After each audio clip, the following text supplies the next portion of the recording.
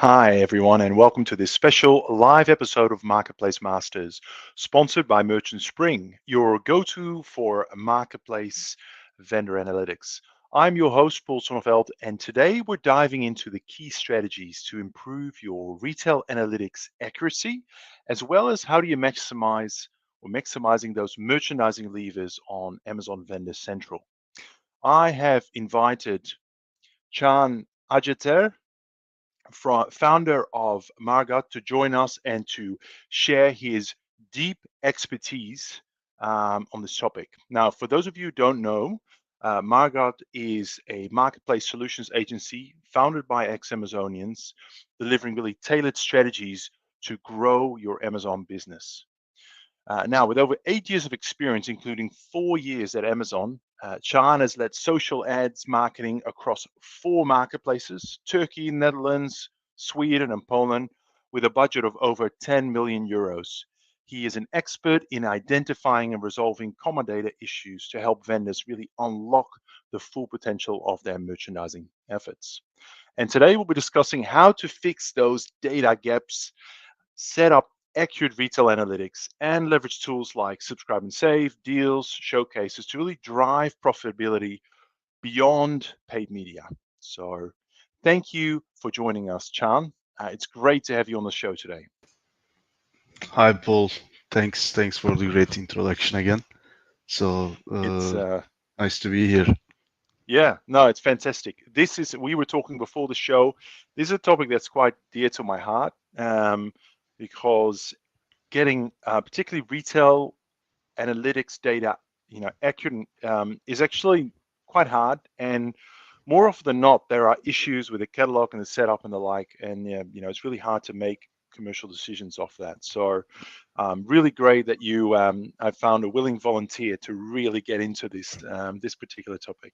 So, and just a reminder for the audience, we're doing this live, right? So that's part of the reason why occasionally I forget to unmute myself and you're like, what's going on?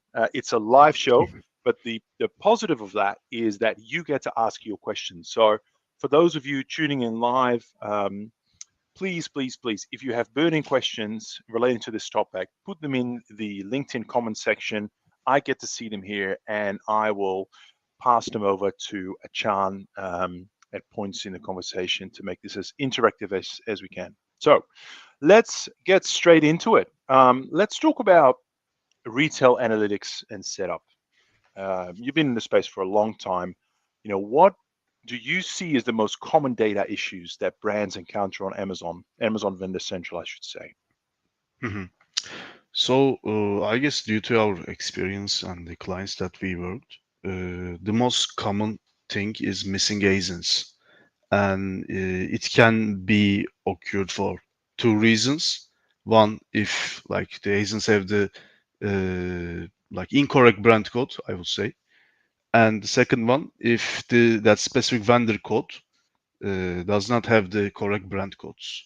So like these are the main issues.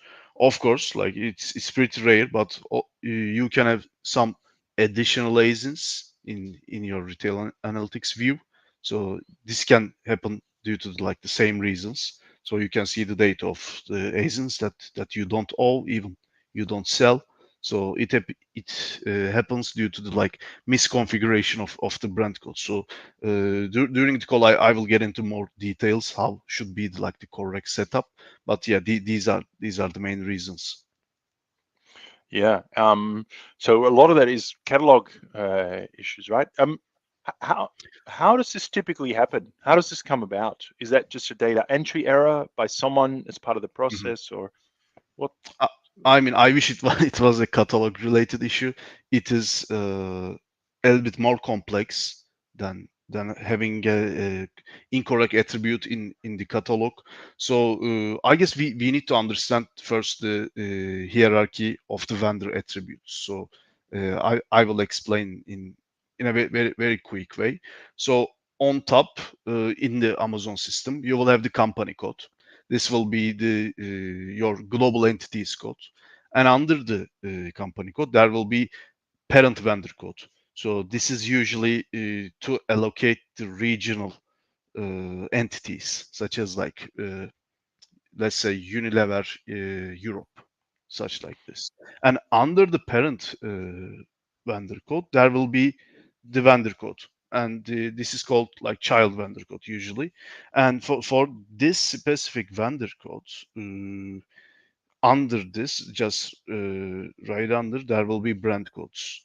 And for those brand codes have multiple brand IDs.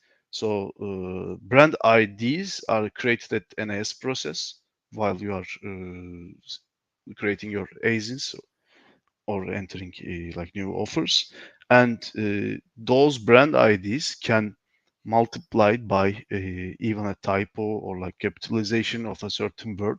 So there will be multiple brand IDs, but those multiple brand IDs can be connected to one brand code. So one brand code can hold multiple brand IDs, and like the key element is how we understand those brand codes are connected to the vendor codes. So in the Amazon internal system, each brand code has a like a owning vendor code, which indicates that you are a manufacturer, and supplying or sourcing vendor code, which tells Amazon that okay, we are going to cut POs from this vendor.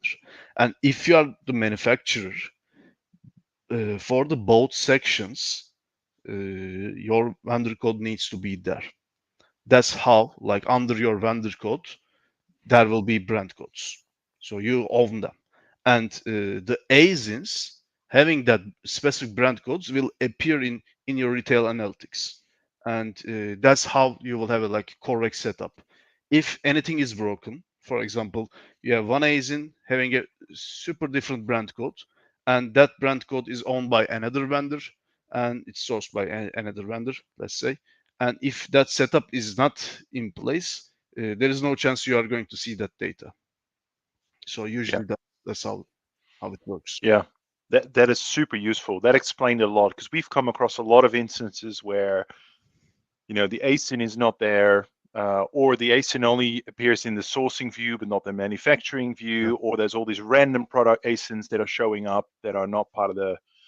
So it's really, I appreciate that. I've actually written a little. I feel like I should do a little graphic on the hierarchy of those attributes from, from the company code all the way down to sort of those individual brand codes. That's very, very Hmm. useful. Let's talk about something you mentioned there. You mentioned sort of sourcing and manufacturing and started to Hmm. throw those terms around. Let's pause briefly. I mean, love to just, for those that, I mean, I get this question all the time. Hmm. First of all, the difference between a sourcing view and the manufacturing view. I mean, this is one of the toggles inside retail analytics. You can look at the data two different ways. Yeah. Sourcing view, manufacturing view, they're certainly not the same in most Hmm. instances. In layman's term, how would you explain the difference? In a more simple way, sourcing view, if you have like a distributor account and you are not owning the brand, you will be seeing the data, uh, only the ASINs, only the amount that you ship to Amazon. So it will be specifically your data. But for the manufacturing view, you can be manufacturer, and Amazon has rights to source anybody they can, and there might be some distributors that you are not aware of. So you will be seeing all the data coming from those distributors also. So in the manufacturing view, that's the positive side, but it's also a little bit complex because it has like all the wholesalers data, distributors data, and like cross-border data, and there is a program called like GPE on vendor side, like Global Procurement Excellence. It is basically like a cross-border program, and you will be seeing that data. For example, on your vendor account with your vendor code of Italy, let's say, you can see like an open PO or like many inventory holding, but somehow you remember that you are not sourcing this to Amazon. Probably they are sourcing it from US or anywhere else. Mm. So you Yep. can see that type of data in manufacturing view.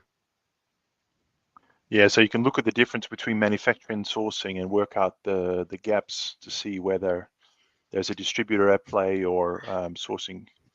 Can you determine if it's a local distributor versus international, like the GP, was it? I think you mentioned the global procurement program. Can Yeah. you distinguish between that? So sorry, Paul. Can you ask this again? I guess I didn't get it Yeah. clearly. So what you're saying is the manufacturing piece obviously includes multiple elements. It can Yeah. obviously include your own shipments, your sourcing view, but it could also include shipments from distributors or shipments from the global procurement program. Yeah. Yeah. What I understood. Is it possible to tell the difference between the club? Like, can you see the Hmm. breakdown, or No. no? Actually, no. So you cannot view this, but also there is some small trick, but it doesn't work all the time. If you are sharing like the correct vendor codes across like multiple accounts in the retail analytics tool, like at the top right there's a drop down of marketplaces.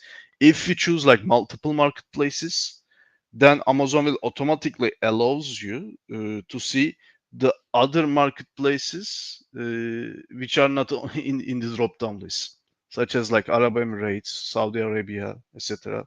And you can see the inventory in those places. This is a Um, small trick, but beside that, Amazon does not give you a detailed breakdown. Even it is hard to get from ABS or the vendor yeah. managers. And one thing I just wanted to clarify: the manufacturing view does not include third-party sales, right? It's all retail, Amazon retail. Is that correct? That's correct. Yeah. Yeah. I Yeah. mean, Okay. I get I that don't know question twice a day, so I thought I'd the ask the edge expert. cases. Well, I Sure. never seen it. It counts the 3P sales. So no, I Yeah. don't think. Okay. Great. So let's talk about manufacturing view in a little bit more. The importance of the manufacturing view Hmm. in retail analytics, and the impact of missing ASIN data and inaccurate things. I mean, Hmm. how do you explain that, the importance of manufacturing view? I guess the first thing would be like it lets you see some additional cool data, right? So you will have the traffic data, you will have the net PPM forecasting. So you will have like some additional data tabs. And the second one, like why it's important, is you will have the full control, like the top-down vision. So you are going to see what you are sourcing. You know your figures, right? What you are sourcing to Amazon. So you can calculate what the other distributors are sourcing. I know, like you have that great feature on Merchant Spring, which calculates the difference between like the sourcing and manufacturing. So basically, you will have like more intelligence on what the other distributors or wholesalers are doing, or how the Amazon cross border are doing in terms of performance.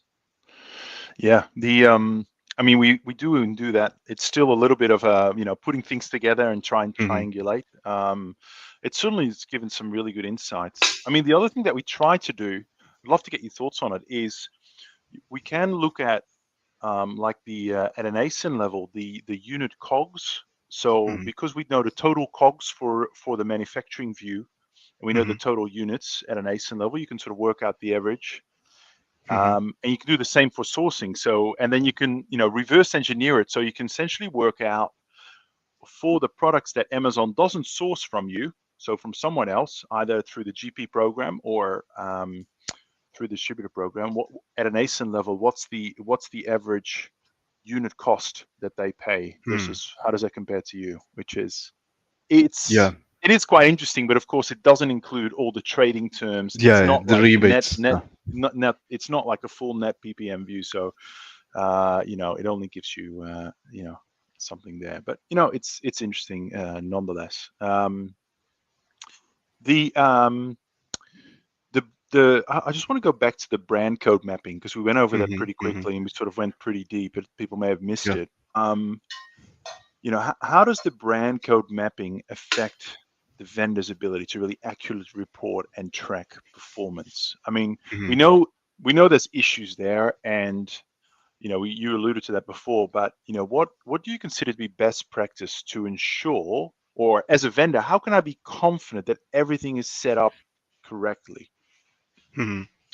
Uh, I mean, to just audit this, basically what you can do, you can extract all the ASINs that you have costs, like you entered the cost prices, like all the ASINs in your catalog, and get an export of on the manufacturing view, like retail analytics catalog, and you can compare if it has a, like additional ASINs or like miss anything. So this is way to find out that you have any missing data. Any missing ASINs, I would say, because like missing data, finding this is a little bit harder, right? So you need to track the spikes or like the sudden drops on the sales or other metrics to understand that your data is wrong. But this is the basic structure to find out the missing cases. And in terms of like the best practice, what is currently working now, it wasn't like this until like a couple of years ago. Each marketplace needs to have a specific brand code.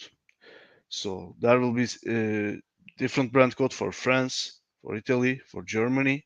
Then those brand code will going to be owned by the local vendor codes. That's how you will be able to see all the data at marketplace level. So this is the best practice currently. Is that data? I mean, I understand conceptually those relationships between, vendor codes and brand codes and all that.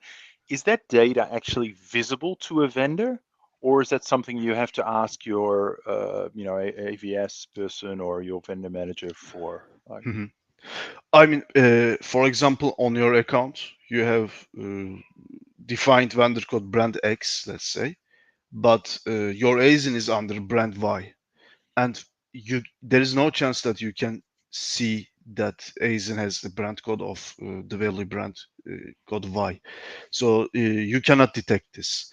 Basically, what you can detect is, okay, my ASIN is missing, or I have incorrect data. Like I have more than what I sell, etc. So this is how you can detect this. But what you will be only seeing is the brand codes which are available to your vendor code on the retail analytics, right?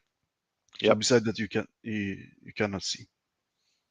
okay, that's really useful. Um, I'm wondering how many vendors even do like compare like the ASINs that appear on all their purchase. So you take like all of your purchase orders for the last year and look at all the ASINs that were ordered, and then look at what the retail analytics is showing in Yeah, inventory. And I'm wondering whether that's going to throw up some gaps. Might be an interesting definitely. exercise to do. So yeah, I'm thinking ahead. Hey, this is a new feature we can build. We can do a quick, Yeah, quick mapping. All the ASINs on one side, and we just have red, amber, green. Do they show up in the manufacturing view, sourcing view, and then more of a purchase order piece, and yeah. Maybe where audit where are the feature, gaps? right? Like Yeah, audit your data. yeah. Very interesting. All right. Well, let's shift gears a little bit. I want to talk about some of the merchandising levers, kind of the second part of our podcast. And the Hmm. context here is, we always talk about advertising, right, and DSP and sponsored brands and all that sort of Yeah. stuff. And of course, Amazon likes to promote that. There's a lot of money in it for them. But inside Vendor Central, there is a Hmm. merchandising menu item, and there's lots of other things there that you can use to what I would call trade your products. Hmm. Things like subscribe and save, deals. There's even a feature called Showcase. Hmm. What are your view on these? And which ones are actually useful for driving sales versus which Hmm. ones are like legacy or a complete waste of time? Yeah, I mean, for us, the best deals and participating to the event periods are the most mm, profitable and the best growth levers that we have seen among those merchandising options. And I can mention why we think it's good is because first, like if you have a proper point of contact within Amazon, you will have the option to negotiate on the funding that you are giving.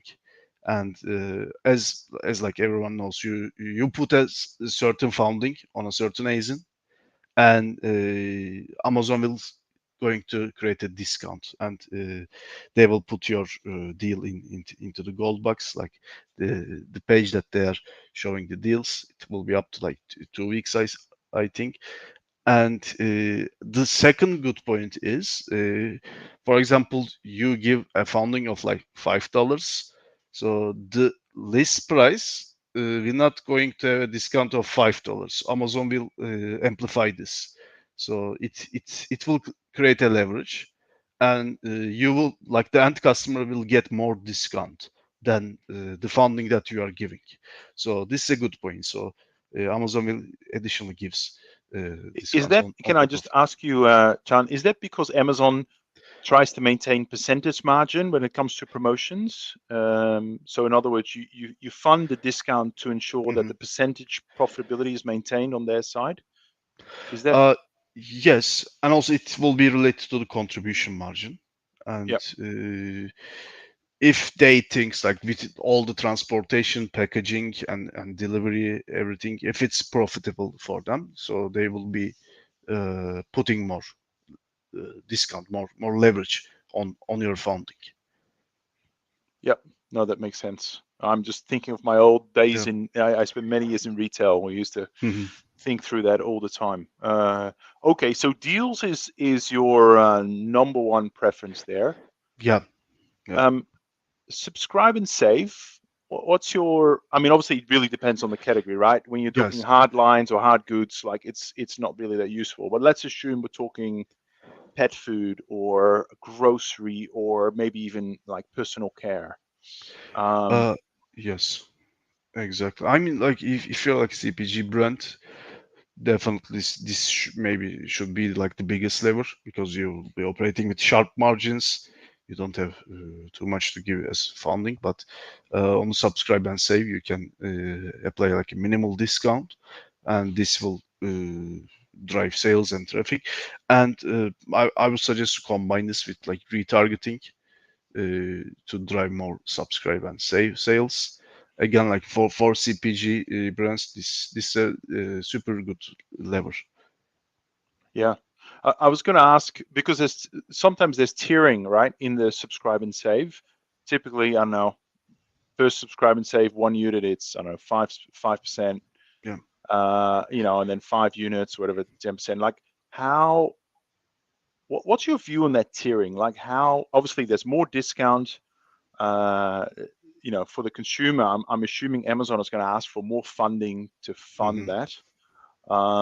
In your experience, and again from a grocery perspective, that deeper tiering on the subscribe and save, what have you seen? Is that a useful thing to explore, to work through, I'm or have you seen Yeah, mixed results? it will be useful until it starts to hurt your profitability. So Mm, I will be cautious on starting those tiers and the discount marks. After a certain point, it can create a huge bleeding, and if those like uh, repeat purchases will create more share in your portfolio, and if they are not profitable, then okay, yeah, I mean, like it's great to calculate like customer lifetime value, but you need to also consider your like yearly profits, yeah, because you are negotiating yearly with Amazon, right? Yeah, yeah, that would be my yeah. advice. No, makes sense. Common sense. Yeah, very good. Okay, so let's talk about kind of bringing those two topics together, right? So we're talking about data accuracy and decision making. Hmm. Hmm. How does the accuracy of retail analytics, on one hand, influence a brand and or a vendor's ability to really make those effective merchandising decision on Amazon vendor? I mean, like if you don't have the proper data, it will block everything, right?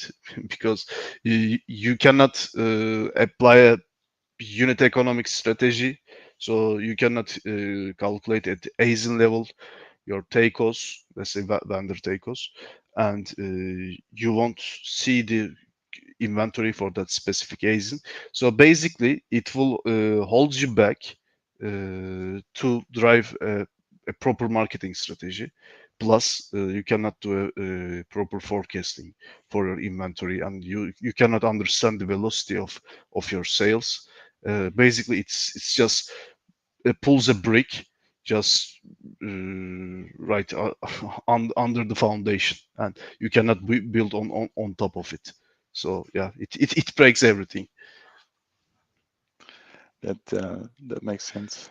Um, Now we've spoken about retail analytics data, and there's quite a bit of data there, particularly if you have access to the manufacturing view. You mentioned there's Hmm. additional Hmm. tabs that are available to you, things like net ppm and all of that. But in my experience, um, the data is a little bit clunky. You have to select. I want this time period. It's hard to chart and trend and um, what are some of the, I guess we could call them hacks or Hmm. tips, or how can a brand take that data and get more value from it in order to make some really good decisions? Hmm. I mean, technically, I don't think there should be any way beside getting the export and putting it into Excel, or consume that data via API, or a tool like yours, because like Amazon's current capabilities are what they are proposing is right now is a bit limited. I can mention what you are missing. That there will be a huge list, because first, like you don't have any charts as Seller Central having right now. Basically, you cannot use customized compare periods. Uh, you don't have the lost buy box data. I mean, you cannot even like combine the view. Like you can, if you want to calculate the conversion, you need to get the glance views and unit orders from the sales tab, etc. So it's impossible to have a very good experience on Vendor Central. So what I would suggest is, if you want to benefit this more, you need to export the whole data at daily level. It can be a manual export, or you can take it with API. Yeah, and of course, this is a great plug for Merchant Spring, but you Uh, can obviously a lot of the things that we do, you can replicate manually. Like I think for us, the biggest one is, I don't know why Amazon, they used to have it like the conversion rate, for example. mhm. It's mathematically not hard, right? Yeah. To calculate. Both datas are there, but they just haven't combined it. So that is, I think very practical, particularly if you think about what page am I going to optimize or improve Mhm. for, say, conversion rate optimization. It's a great one-off exercise you can do around that. What are your thoughts on the buy box, or I think it used to be called LLB or LBB. lost LBB, yeah, LBB? lost Yeah, buy box. it used to be available, then Amazon took it away. Yeah. They have this placeholder in the documentation that they're working on something. Yeah. I think it's been there Never for about comes. 2 years now. Um, how, I mean, as a vendor, how do I monitor buy Mhm. box? Actually, there is a way. There is a way, and probably you know this better than me, Paul. It's not on the vendor API, but with the selling partner API. Under this, there is a pricing API. I mean, I'm not the expert of these topics. Please forgive me if I'm using like wrong terminology. It's very technical. And for the pricing API, you can track the offers. I guess it can be even real time. I don't know the current like time frame. So basically, it will give you for a specific ASIN the offers, like the seller offer. It shows you the. I believe it doesn't show you the seller's exact name. It will give you like some specific merchant ID, Correct. and That's correct. then you can. decrypt this. So basically, Amazon will have only one retail merchant ID. So if you find this out, you can understand, okay, this is from my vendor account. So please bear in mind that there won't be like specific merchant IDs for each vendor. There will be only one, which is dedicated to Amazon retail. And Yep. by saying one, it will be for specific marketplace. For like Amazon Italy have like one merchant ID, Amazon France have like another merchant ID. So in that data, you can see that who is the winner of that buy box, etc. And you can calculate your own LBB rate. Yeah, Yep. Yeah, I think you're technically correct on that. I think the only thing I need to check, I'm going to check with my engineers tomorrow, whether you can subscribe, whether you can ask buy box data for any ASIN, or whether you need to have a seller account that sells those ASINs or have them in their catalog. I need to check on that. yeah, yeah. I But mean, yeah, I'm I not think sure because we're getting yeah, super deep.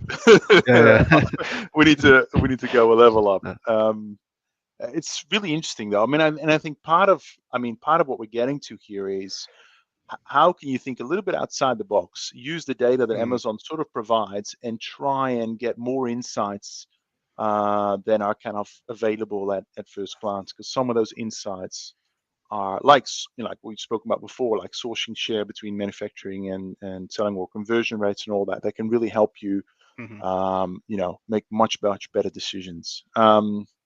Hey, I just want to go back to one other point. We spoke about sort of merchandising levers beyond advertising in general before, and we talked about some options, but what we didn't really discuss, and what people might be wondering, is seller versus vendor, right? yeah, Merchandising levers, vendor central versus seller central. So let's say if I really wanted to, like, sales were maybe a little bit slow in September, and I really want to push my sales as hard as I can in October. I'm thinking what it's after September, right? What you know, where am I better placed, as a seller or as a vendor? Like, where do I have more levers and create an impact? And there's no perfect answer here, by the way, but I'd love to hear how you think about that. yeah. I mean, since our background is Amazon retail, like nearly all of my team, and I'm coming from the vendor side, but I will say seller, of course, because like they have brand tailored promos and prime exclusive discounts. I would say seller as like more like they have better growth levers in terms of like merchandising aspect, but for the vendor, we have some good options. As I mentioned, like for the price discounts and deals, basically for the deals, Amazon will create the amplifying effect, and also for the price discounts, Amazon promises, not promises, but like stating that your discounts might be picked up by the site merch team, or like we can mass mail this. So there is a chance to that they will promote for you, but as a like a insight, we don't see this much on the major marketplaces such as like EU5 and UK. For the emerging ones, yeah, like the site merch is basically a content team within Amazon under retails organization. Basically, they are creating like landing page, some sort of like widgets, etc. They are putting those on into the gateway. Gateway is the homepage of Amazon, and they create visibility for certain Mm. products. But since like there are so many deals going on with the other vendors, some like marketing package, etc., so it will be very optimistic to expect that if when you put a price discount, it will be picked up by site merch. Yeah, I would say considering all these aspects, I would go for sellers merchandising levers. Yeah, certainly they feel like they're more immediate. Because I was going to Yeah. ask, even so, let's say hypothetically speaking, my sales are slow on vendor. I've just got Hmm. sign off internally to increase my promotional funding Hmm. for some products. Hmm. Um, how quickly can I push that through the vendor system so that Amazon actually acts on that additional funding and implements the promotional discount. Like Mhm. obviously from a seller point of view, I'm in complete control. I can start discounted, you know, Right away. right now. Um, Mhm. on the vendor side, like how quickly can I impact that? Uh, there will be several checkpoints you need to fulfill. For example, it needs to be the lowest price of like last 30 days when you want to put the product into best deals. And the fastest that we have seen is like within 2 days you can start the promo. But I never seen a case that it starts right away on vendor. For the seller, it's pretty opposite, and also like brand tailored promos as like a very different way of working, right? So it targets all the customers who viewed your products or like add to cart but didn't purchase, etc. So it's much more targeted and it creates it. I mean, it works better. Yeah. Okay. That makes sense. Thank you for that. Now, unfortunately, we're well over the 30-minute mark, Wow, yeah, which is it usually went our quick. normal cutoff. It went very quick, but Yeah. I certainly got some really detailed questions that were on my mind there. Before we part ways, Mhm. I just want to sort of get to some of the takeaways. What can people what can they write on their to-do list maybe for the rest of the week or next week, something to to to work through Yeah. before peak trading really hits. What are some of the immediate actions that vendors Yeah. can take to improve their retail analytics reporting and start utilizing those merchandising levers? First, they should check if the data is in place, if it's correct. Like the first action would be getting the export of the cost prices and comparing with the manufacturing view. Second one, like if you don't have an AVS or a proper VM, creating tickets to resolve that data issues. I mean, it's frustrating, but you need to be consistent on this. Like you need to create like multiple tickets. And as the last point, you need to put in place an audit mechanism. So you need to check that data on weekly, maybe 2 times a week on basis. And you shouldn't be trusting Amazon on for them to provide you a correct data. So this will not be the case. And please like create your own auditing mechanism, even it's manual. Just do it, and then you will take the necessary actions. Great advice. Thank you for that succinct summary, Chan. And thank you so much for appearing on our episode today. I've spent many hours wrestling with retail analytics as we've sought to build out features and functionality. Yeah, So this is something that's very dear to my heart. Thank you for demystifying this topic. Thank you for educating me. You've answered a couple of really important questions for me, but more importantly, I think you've added enormous value to our live audience and those watching or listening afterwards.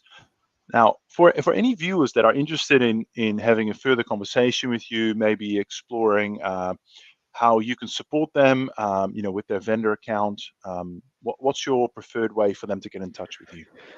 I mean they can reach out to us via our company page on LinkedIn and my personal page on LinkedIn. So we are trying to be active on LinkedIn. So it will be great to have a chat. Yeah, Great. Well, thank you so much, Chan. It's been an absolute pleasure, and I look forward to inviting you back in the near future. of course, my pleasure, Paul. Thanks for having me, and Thank have a you. good time. Yeah, see you. All right. Well, that is it for today's live episode of Marketplace Masters. Thank you so much for tuning in on this topic of retail analytics and merchandising levers and the like. Don't forget, if you are hungry for more, if you're looking for more Amazon vendor content, please check out our video on demand library at merchantspring.io. where you'll find a whole treasure trove. I think we're up to almost 50 episode of Amazon vendor specific topics. Of course, if you are looking to take your retail analytics and broader Amazon vendor analytics, well beyond what's available inside Amazon Vendor Central, I'd love to have a conversation with you. Reach out to us and discover how Merchant Spring can transform your journey.